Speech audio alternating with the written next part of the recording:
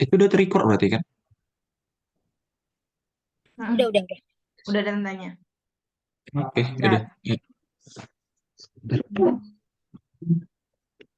bentar. Oh, udah ada.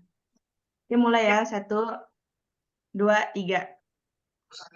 Bismillahirrohmanirrohim. Assalamualaikum warahmatullahi wabarakatuh.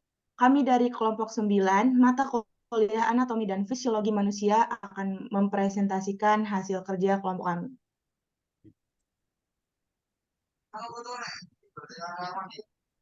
Ini adalah nama anggota kelompok kami, beranggotakan 5 orang.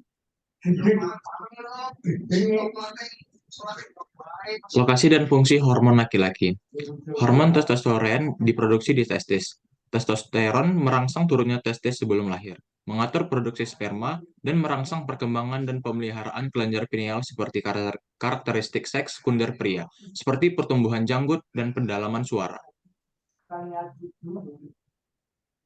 Lokasi dan fungsi hormon perempuan. Yang pertama ada hormon estrogen dan progesteron diproduksi oleh ovarium, lebih tepatnya pada korpus luteum atau badan kuning.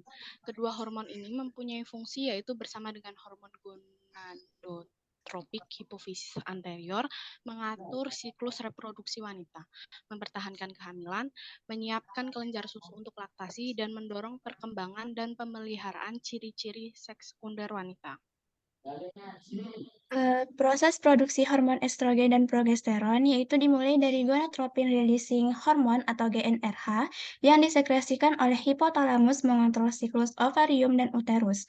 GnRH merangsang pelepasan hormon perangsang folikel atau FSH dan hormon luteinizing atau LH dari hipofisis anterior. FSH dan LH merangsang folikel ovarium untuk mensekresikan estrogen. Di bawah pengaruh FSH, androgen diambil oleh sel granulosa folikel dan kemudian diubah menjadi estrogen. Pada pertengahan siklus, dirangsang oleh LH, korpus luteum memproduksi dan mensekresikan estrogen, progesteron, relaksin, dan inhibin. Yang kedua ada oksitosin, diproduksi oleh hipotalamus atau hipofisis posterior. Oksitosin menyebabkan kontraksi rahim dan pengeluaran susu dari kelenjar susu. Untuk feedback positif dari oksitosin yaitu dimulai dari kontraksi pertama persalinan sebagai stimulus mendorong sebagian janin ke dalam serviks, bagian terendah dari rahim, yang membuka ke dalam vagina. Sel-sel saraf yang peka terhadap renggangan berperan sebagai reseptor memantau jumlah renggangan serviks. Saat perenggangan meningkat, impuls saraf dikirim lebih banyak ke otak, yang pada gilirannya melepaskan hormon oksitosin ke dalam darah. Oksitosin menyebabkan otot di dinding rahim berkontraksi lebih kuat lagi. Yang ketiga ada hormon prolaktin, diproduksi oleh hipofisis anterior, berfungsi untuk meningkatkan sekresi susu dari kelenjar susu. Prolaktin juga merangsang pertumbuhan dan pembelahan sel. Untuk proses produksi prolaktin dimulai dari stimulus adalah tindakan menghisap bayi. Tindakan tersebut memulai impuls saraf dari reseptor peregangan di puting susu ke hipotalamus. Impuls menurunkan pelepasan prolaktin inhibiting hormone atau PIH, hipotalamus dan meningkatkan pelepasan prolaktin releasing hormone atau PRH sehingga lebih banyak prolaktin dilepaskan oleh hipofisis anterior.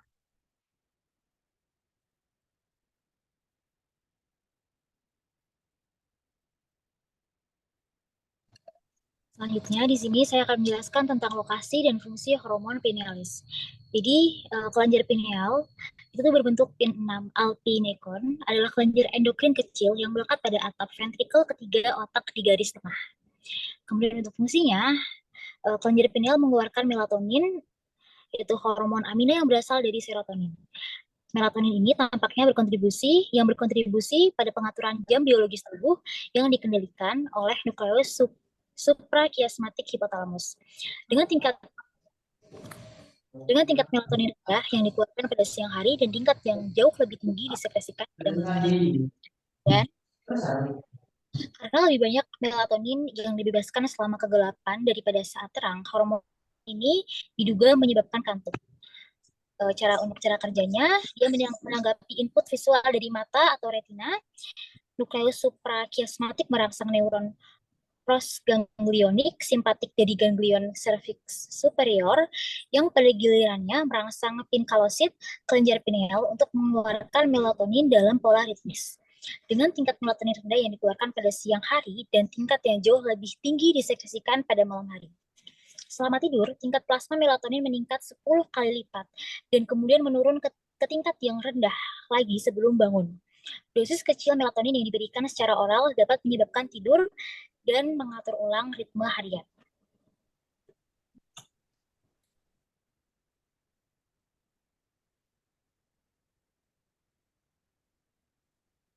Lokasi dan fungsi hormon timus.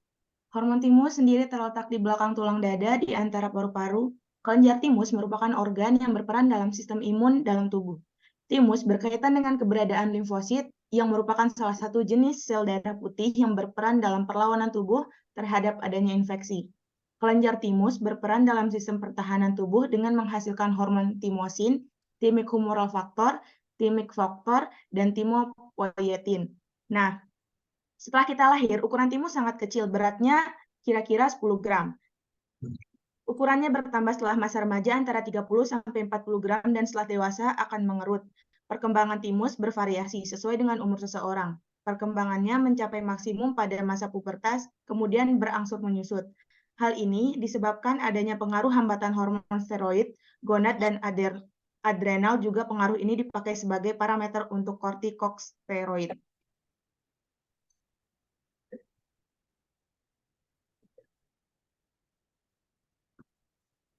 Nah, timus sendiri terletak di sepanjang rongga trakea, di rongga dada bagian atas, tepatnya di dalam mediastinum di belakang tulang sternum, kira-kira setinggi bifurcatio trakea. Timus dibedakan menjadi dua lobus. Dua lobus tersebut saling berhubungan secara erat dan bersatu dalam jaringan ikat. Masing-masing lobus terdiri atas ribuan lobulus yang masing-masing tersusun atas lapisan korteks dan medula. Tiap lobulus dilapisi oleh kapsul berupa jaringan pengikat longgar tipis dan berlanjut masuk ke dalam dan membagi lobus menjadi lobuli berukuran 0,5 sampai 2 mm. Jaringan parenkim timus terdiri dari anyaman sel-sel retikuler dan saling berhubungan tanpa adanya jaringan pengikat lain. Di antara sel retikuler terdapat limfosit. Kemudian untuk kelenjar pineal sendiri, dia terletak melekat pada atap ventrikel ketiga otak di garis tengah. Bagian epitalamus terletak di antara dua kolikuli superior yang memiliki massa 0,1 sampai 0,2 gram dan ditutupi oleh kapsul yang dibentuk oleh diameter. Kelenjar terdiri dari massa neuroglia dan sel sekretorik yang disebut pinealocytes.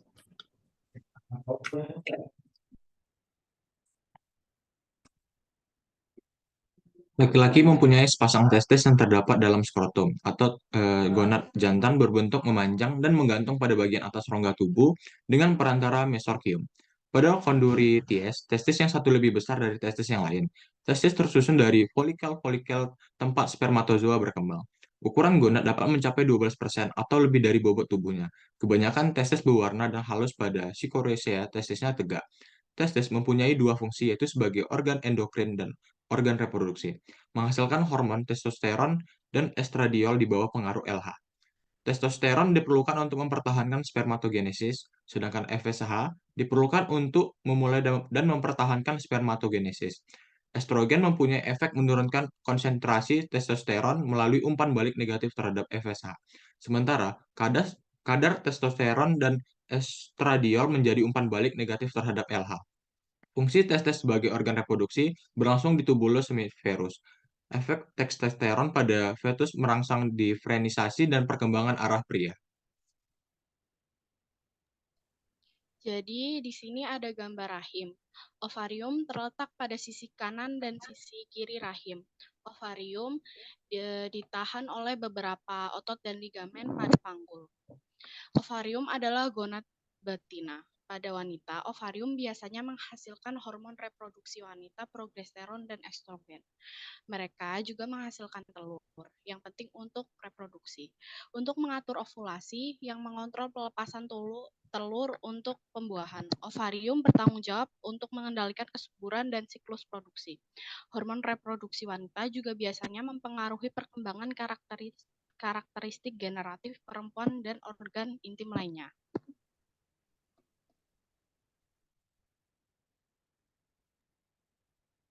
Di sini ada gambar hipofisis. Hipofisis terletak di dasar tulang tengkorak dan di bawah otak. Hipofisis terbagi menjadi dua, yaitu hipofisis posterior dan hipofisis anterior. Hipofisis posterior memproduksi oksitosin, sedangkan hipofisis anterior memproduksi prolaktin.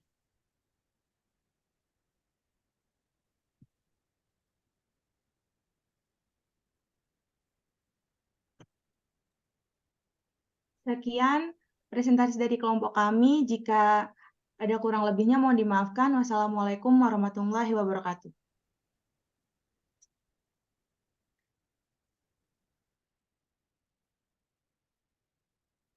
Tinggal stop recording aja kan? Iya, benar. Kalau kita udah selesai Zoom, ntar